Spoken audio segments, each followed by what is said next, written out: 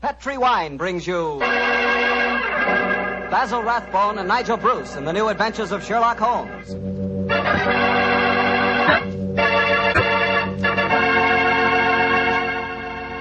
The Petri family, the family that took time to bring you good wine, invites you to listen to Dr. Watson tell us another exciting adventure he shared with his old friend, that master detective, Sherlock Holmes.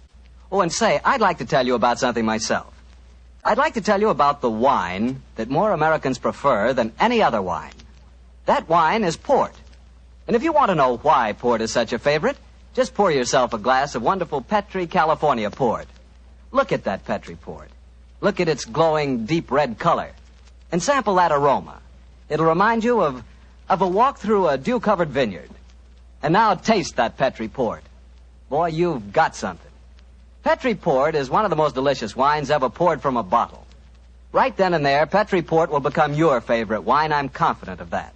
And I'm sure you'll want to serve Petri port to your friends, too. After dinner or any time they drop in for a visit. And remember, you can serve Petri port proudly.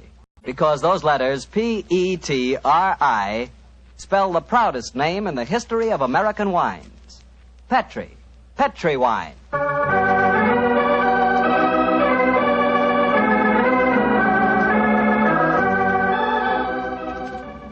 And now I'm sure our good friend Dr. Watson's ready for us. Let's go in and join him. Come in. Ah, there you are, Mr. Bartell. Good evening. Oh, excuse me, Dr. Watson. I didn't know that you had company. Shut the door, my boy, and come in and join us. Let me introduce you, Mr. Bartell. This is my friend, Mrs. Campbell. How do you do, Mrs. Campbell? How do you do, Mr. Bartell? Mrs. Campbell is a very old friend of mine from England, and when she called on me today, I persuaded her to stay and have dinner, and then join us in this little session of storytelling. You see, Mr. Bartell, she's what you might call the star of the Sherlock Holmes adventure that I'm going to tell you tonight. Oh, come now, Dr. Watson. I actually played a very small part in the story. In any case, I was much too young at the time to know what was really going on. Say, this is a great idea, Doctor. One of the characters out of your fabulous past here in California in 1946 and helps tell her own story. Oh, no, Mr. Bartell. I'm no storyteller. That's the doctor's department. I'll just listen. No, my dear. I'll set the scene, but you must ring up the curtain, as it were. In any case, my memory isn't too clear on some of the early points in connection with the case. You will have to help me out. Oh, but you're talking to millions of listeners on the radio. I'd be terrified to speak over the air. We're on the air now, Mrs. Campbell. Oh, we're not, are we? Oh, dear. No. Don't worry, Cynthia. If they're kind enough to listen to me week after week, I'm sure they'll be delighted to hear you. And now, to get on with the story. The title, The Adventure of the Living Doll. The setting, the Sussex Downs, near the bee farm to which Sherlock Holmes retired. The period, 1910. And now, Cynthia, my dear, the curtain's going up, and the first scene belongs to you. Supposing you set it for us. Well, I'll try. We were living on the Sussex Downs also, Mr. Bartell, at that time. My name was then Cynthia Browning. My father, Arthur Browning, had been dead for some years, but my mother kept up the estate with a manager, a Mr. Hugh Tanner. I was away at school most of the year, of course, but the happiest times of my childhood were spent during those long summer months in Sussex. I lived in a small world, knowing only a few people and loving all of them, or almost all. First of all, there was Mother herself. She was the most beautiful woman in the world, and the sweetest. I remember she gave me a puppy on my 12th birthday. His name was Dusty, and he was so sweet. I talked to Mother about him one day. I must have sounded terribly young. Mommy, darling, I do love Dusty. Very, very much. He's a lovely puppy, and you gave him to me. You love him, Cynthia. I know that. But I've been feeding him. That's your job, darling. It's good for grown-up people to have responsibility. Oh, Mommy, I'll feed him. Of course I will. I'll feed him so full, he'll burst.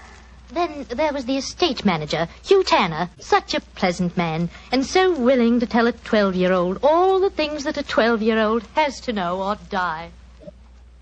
But, Mr. Tanner, why did you have to shoot the horse? He'd only broken his leg. Cynthia, horses aren't like human beings. Their legs won't mend. Now think of a horse that couldn't brisk and run and gallop across the downs. We're actually being kind to him. Honest we are, Cynthia. And then there was Frank King, the painter who lived on the downs. He taught me to open my eyes and really see things. No, Cynthia. That sunset isn't red. It's gold and rust. And the water, child, look at it. It's almost rose in this light. Rose flecked with cobwebs of eggshell blue. Cynthia, darling, a sunset's never just one color. Do try and remember that, won't you? And then there was Mr. Pound from the city. I gathered that he was terribly rich and he wanted to marry Mother. But he certainly didn't understand little girls. Cynthia, I'm going to give you £50 for being a very good little girl. Now, tell me, what will you do with it? I'll buy something for Mommy. Oh, no, my dear. This is your own money. You put it in the savings account at the post office, and it'll make more money for you. Always remember, my dear, take care of the pennies, and the pounds will take care of themselves. Then there was the wonderful wise woman who knew all the things that aren't in books. Always remember, my bunny, that it's good luck to touch the hump of a hunchback. But the curse of Beelzebub himself will be upon ye if ye look at a sliver of silver moon through the glass. And then the strangest and most wonderful of them all was the lean, middle-aged man with a sharp face and the bee-net whom I met one day on the downs. Good afternoon, young lady.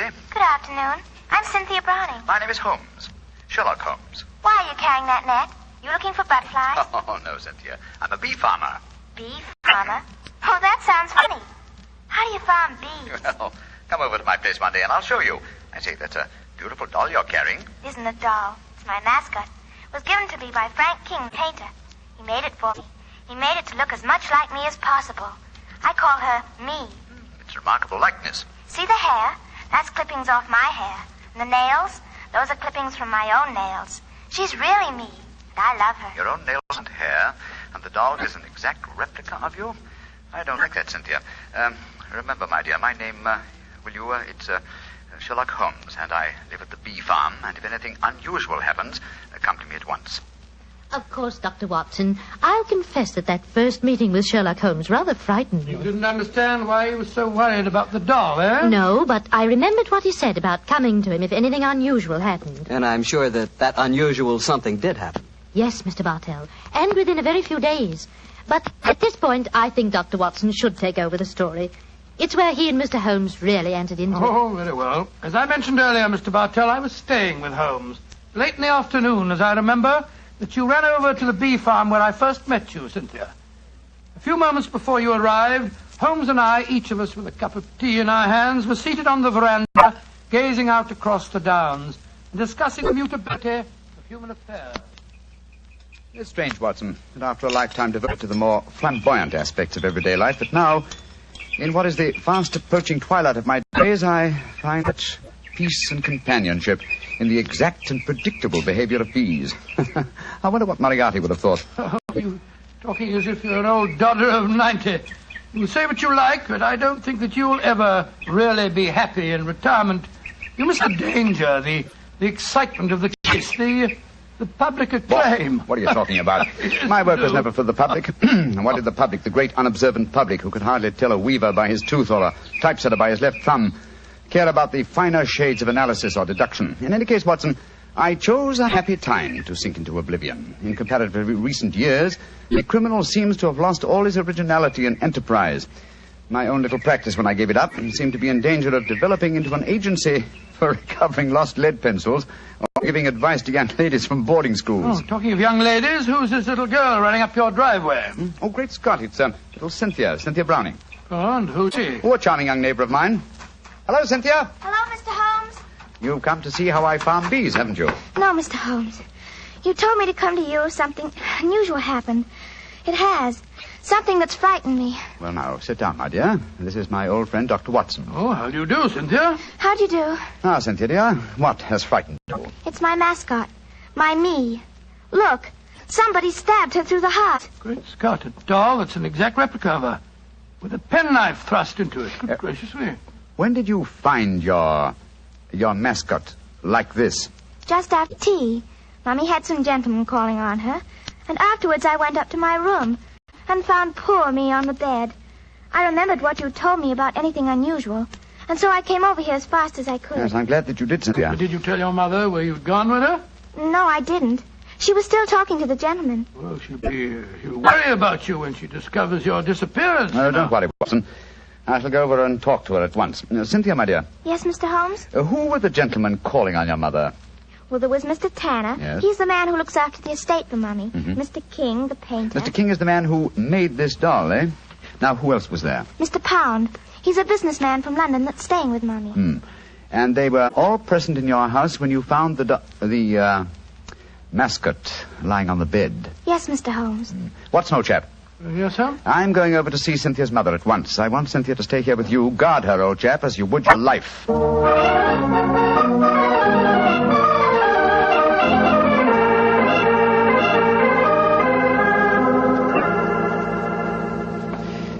Mrs. Browning, I know I must seem like an intrusive neighbor, but possibly you've heard of me. My name is Holmes, Sherlock Holmes. Well, who hasn't heard of the famous Sherlock Holmes? Please sit down, won't you? Thank you. Your guests have left? Yes, but how did you know I had guests? I know you're a great detective, but... Your charming little daughter, Cynthia, came over to see me half an hour ago and told me. So that's where she went. Did she come back with you? No, Mrs. Browning, I felt it safer that she remained at my place for a while. My friend Dr. Watson will look after her. I'm afraid she may be in danger. In danger? Mr. Holmes, what makes you say that? You know your daughter's doll, the one fashioned in her own likeness and with her own hair and nails? Of course, Frank King made it for her. While you were at tea this afternoon, your daughter found the doll lying on her bed with a penknife stuck through its heart. That's very peculiar. But I don't see that she should be in any danger because of it, Mr. Holmes. Mrs. Browning, certain practitioners of magic believe that if a doll-like effigy is made of a human being and the effigy is then mutilated, that a similar fate will befall the living original. But, Mr. Holmes, that's black magic. You can't possibly believe in it. Not in the results of stabbing a doll, Mrs. Browning, but well, it's possible that someone is trying to kill your daughter. To kill Cynthia? Oh, no. It may be more than a possibility, I'm afraid. And when these magical means fail, they will turn to more direct methods. But who could possibly want her death? You have not remarried, Mrs. Browning? No, I feel it my duty to devote my life to Arthur's child, Cynthia. Yes, then anyone wishing to marry you might feel that Cynthia stood in the way. But that's absurd. But logical, Mrs. Browning. Do you mind if I ask you a very personal question? With Cynthia's safety at stake, you may ask any question. Are any of the three men who were present at tea this afternoon desirous of marrying you? Well, Please be completely honest, Mrs. Browning. At different times, they've all asked me to marry them, yes. And you won't contemplate marriage because of your dead husband's child, Tell me, Mrs. Browning, have you seen this penknife before? It was the one found stuck through the doll's heart. I don't think I've ever seen it before. One final question. Would anyone among Cynthia's acquaintances have a knowledge of the practice of magic? Well, the old woman that Cynthia calls the wise woman might. Oh, who might she be? A strange creature that lives in some hovel on the downs near here. She brews weird concoctions with herbs, love philters, and all that sort of thing. Hardly a suitable companion for your daughter, Mrs. Browning. I know it, Mr. Holmes. I've told Cynthia over and over again that she mustn't stray off and see the old woman. But you know how disobedient children are at her age. I'm sure she's been over there recently. I'd like to talk to this woman. Where does she live? I don't know exactly, but Frank can take you there. He used her as a model. Frank King, the painter? Yes, he lives in the village. Then I shall call on him at once and persuade him to accompany me. We must find that wise woman and I hope save your child from magic. Magic and possible murder.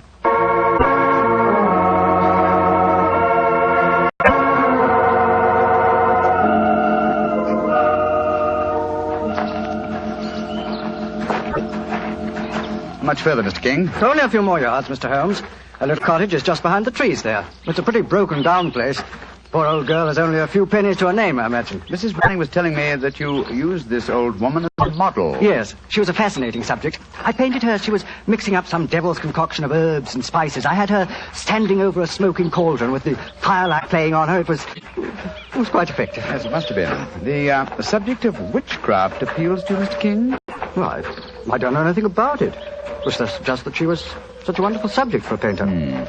Here we are. I'll knock on the door.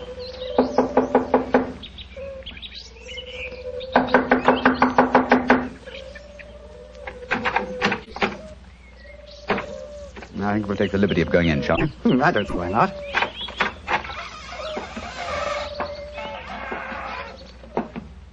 Shh. What is it? Listen. It came from that room. Someone is here. Come on. Look at her. Look at her head. Poor devil. Yes, alive. She isn't long for this world. Can you hear me? Here, let me lift you up a little. Can you understand what I'm saying? Tell me, who was it that did this to you? She's too far gone to speak. Got a piece of paper and a pencil? Yes. Wait a minute. Here you are. Thanks. Now, can you write the name of the man who did this to you? She's pushing the pencil away. I don't suppose she knows how to write. She's trying to show you something, Mr. Holmes. She's trying to crawl over to the wall. Yes. Here, let me help you. Must be a hiding place of some kind. Look.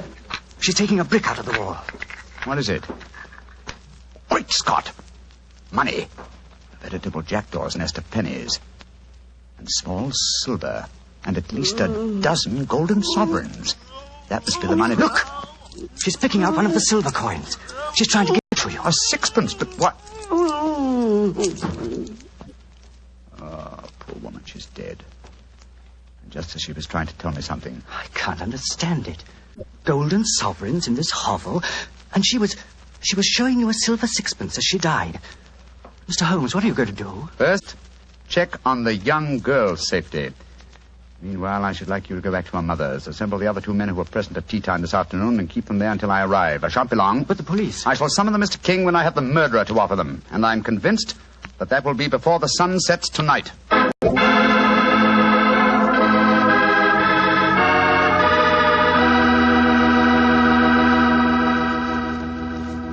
We'll hear the rest of Dr. Watson's story in just a second. Time enough for me to mention another wonderful Petri wine. Petri California Muscatel. If you like that subtle muscat flavor, and who doesn't, you really like Petri Muscatel. Petri Muscatel is a clear golden wine that is just as much a hit with the ladies as Petri Port is with the men.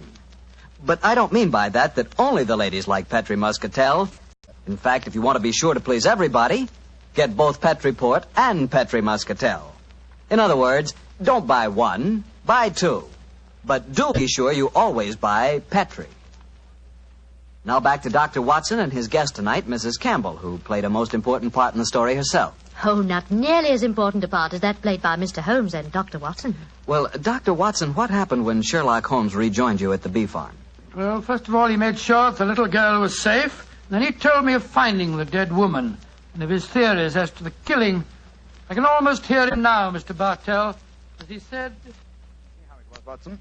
Someone wanted the little girl out of the way because they knew the mother would never marry while the child was alive. And that's persuaded the old woman to do the job for him, I suppose. Undoubtedly. And she, believing in the powers of black magic, mutilated the doll, firmly convinced that in so doing she was destroying the young girl it was fashioned after. And then, I suppose, when the potential murderer discovered the woman was merely indulging in stupid folklore, he killed her, realizing she was only a hindrance to him, and with her knowledge of the plan... a dangerous hindrance. Exactly, my dear fellow. But how do you suppose we account for the hoard of money? Golden sovereigns, don't forget, that we found in the hovel. Well, no doubt it was a sum that she was already being paid for the murder that she was going to commit. As she died, she tried to give me the clue to her murderer by selecting certain coin. Now, in her possession, she had gold, silver, and copper. She chose a silver coin. And yet I can't see its significance, I must confess. Well, at the moment, possibly not. And yet, before the evening's over... I bet you that... What did you say, Watson? I said before the evening's over, I bet you... Thank you, old fellow. That's the clue. You bet me. What on earth are you talking about, Holmes? I was just saying You've just given me the answer to the whole problem, Watson. What? I'm much obliged to you. Stay here, will you, old chap? And look after Cynthia a little while longer. Within a very short time, I shall have her intended destroyer under lock and key.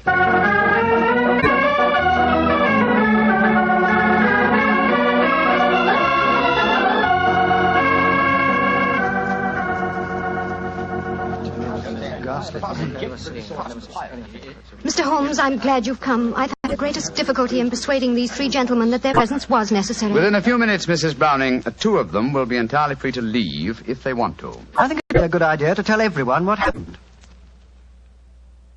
Yes, Mr. Pound, Holmes, I don't think it'd be a good idea to tell everyone what happened. Yes, how do you do, Mr. Pound? How do you do, Mr. Holmes? Look here. If there's some scandal down here... Oh, there is, Mr. Pound. Then I want my name kept out of it. You hear? I have a seat on the London Stock Exchange. Oh, very comfortable for you. Yes.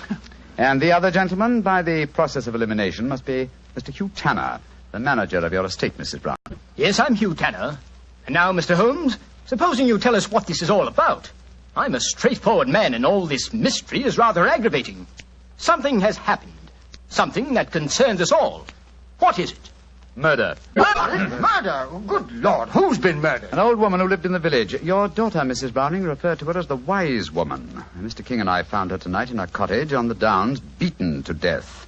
Murdered. Well, that's shocking, but what's it got to do with us? I'll explain, Mr. Pound. Each one of you, I believe, would like to marry Mrs. Browning.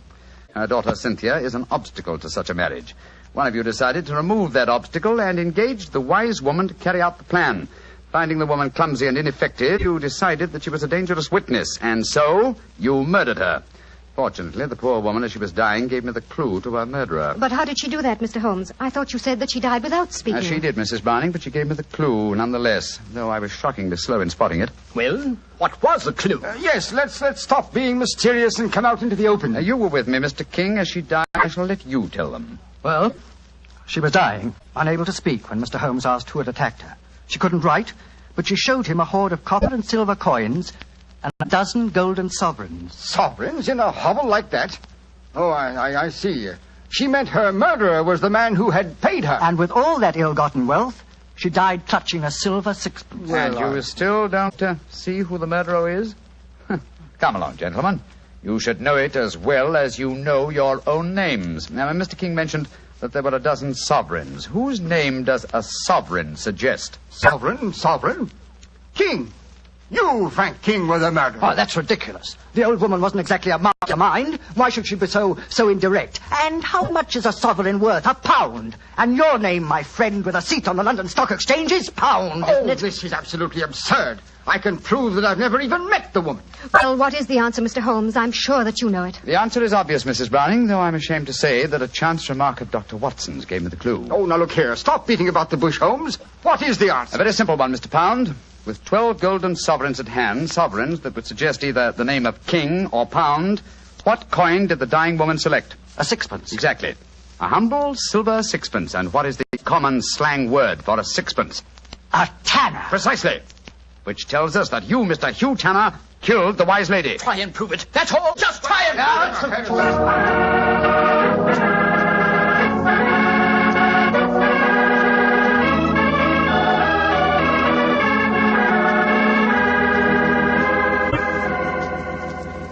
Holmes, what happened? I found the murderer, old chap. Thanks to you. What do you mean, thanks to me? Well, I was thinking of a sixpence, the coin the dead woman clutched in her hand, as sixpence.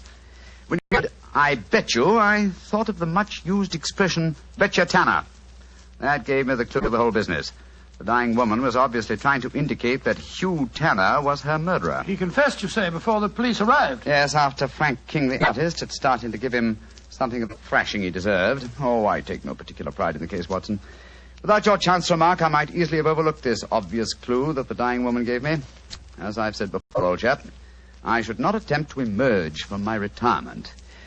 Yes. It's obvious that my reflexes are shockingly slow. Rubbish. The police would never have solved it. Oh, my dear Watson, when you compare me with the police, I realize that my retirement should be permanent. By the way, where is Cynthia? Well, I arranged with your housekeeper for her to have an early supper. Some kippers, a poached egg or two, a piece of that treacle tart we had last night, and a pot of tea. Oh, for a 12-year-old girl, my dear Watson, this is an occasion when I might accuse you of being a potential murderer. Oh, come now, Holmes, you know perfectly well. Here she comes now. Hello, Cynthia.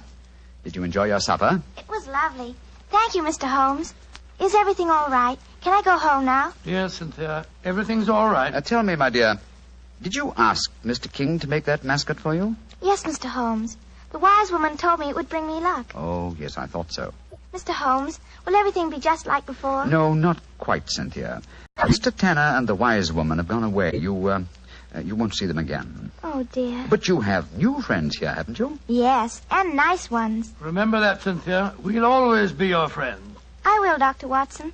I like you both so much. Ah, I'm glad. And tell me, Cynthia, do you like Mr. King, the artist? Oh, yes. Almost as much as I used to like my daddy. Oh. He's like my daddy, a little. Oh, I'm glad to hear you say that, Cynthia. Tell your mother the same thing, will you? I think it might change a peculiarly foolish notion of hers.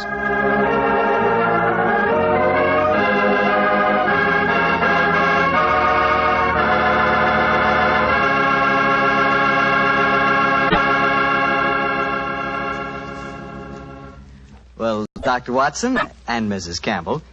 That was a really different kind of story. I'm sure glad you were here tonight, Mrs. Campbell. Tell me, has Dr. Watson changed much since you last saw him? Well, yes. I think he's grown handsomer. No. And what about Mrs. Campbell, Doctor? Has she changed? Well, she is more grown up than the last time I saw her, but she hasn't changed much in one respect. What's that, Doctor? Your appetite, my dear. Oh. I remember how Holmes was amazed at the amount you ate when you were a child, but you certainly had just as hearty a dinner this evening. Well, that was your fault, Doctor. Your dinner was too good. Oh, Cynthia, don't talk about the wine. Well, why shouldn't I talk about the wine? It was wonderful. Sure it was. It was Petri wine, that's why. You see? Now you got him started. And Mrs. Campbell, Petri wine is always good wine. That's because the Petri family has been making wine for generations. Ever since long ago when they started the Petri business, winemaking has been an art with the Petri family. It's a tradition, a heritage that they've handed on down from father to son, from father to son. Believe me, when it comes to turning luscious, sun-ripened California grapes into fragrant, delicious wine, well, you can bet your last dollar that the Petri family really knows how.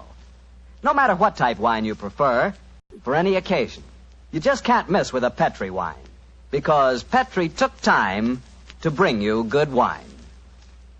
Well, Dr. Watson, what new Sherlock Holmes adventure are you planning to tell us next week? Well, as next week, as St. Patrick's Day is about 6 days away, Mr. Bartell, I thought next week that I'd tell you a rather unusual story that took place in Ireland at the turn of the century. It concerns the famous ceremony of kissing Blarney Stone, St. Patrick's Night Revel, and an old Irish ballad that led directly to one of the most devilish murders that Sherlock Holmes and I ever encountered.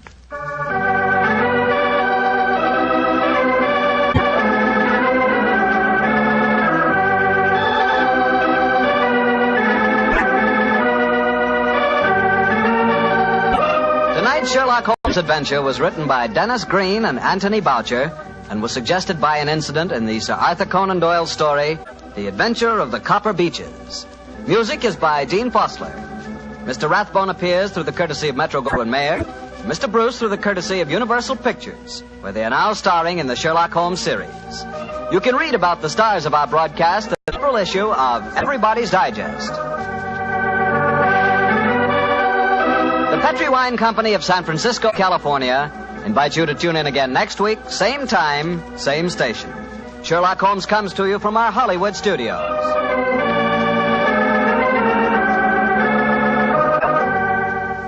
This is Harry Bartell saying goodnight for the Petri family. For a solid hour of exciting mystery dramas, listen every Monday on most of these same stations at 8 o'clock to Michael Shayne, followed immediately by Sherlock Holmes. This is the Mutual Broadcasting System.